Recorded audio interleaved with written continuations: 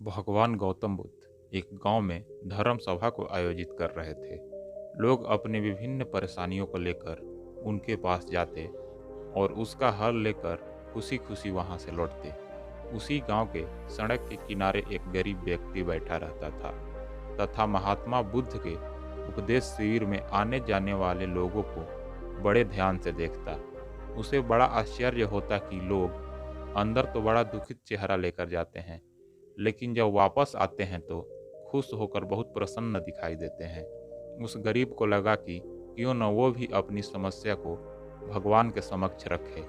मन में यह विचार लिए वह भी महात्मा बुद्ध के पास पहुंच गया।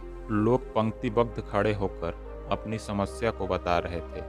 जब उसकी बारी आई तो सबसे पहले महात्मा बुद्ध को उसने प्रणाम किया और फिर कहा, भगवान, इस गांव में लगभग सभी लोग खुश और समृद्ध हैं, फिर मैं ही क्यों गरीब हूँ। इस पर उन्होंने मुस्कुराते हुए कहा, तुम गरीब और निर्धन इसलिए हो क्योंकि तुमने आज तक किसी को कुछ भी नहीं दिया।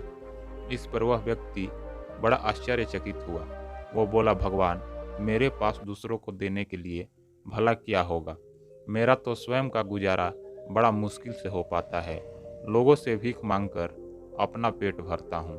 भगवान बुद्ध कुछ देर तक शांत रहे, फिर बोले, तुम बड़े अज्ञानी हो और लोगों के साथ बांटने के लिए ईश्वर ने तुम्हें बहुत कुछ दिया है, मुस्कुराहट दिया है जिससे तुम लोगों में आशा का संचार कर सकते हो, मुख दिया है ताकि लोगों से दो मीठे शब्द बोल सकते हो, उनकी प्रशंसा कर सकते हो, दो हाथ दिए हैं जिससे लोगों की मदद कर सकते हो।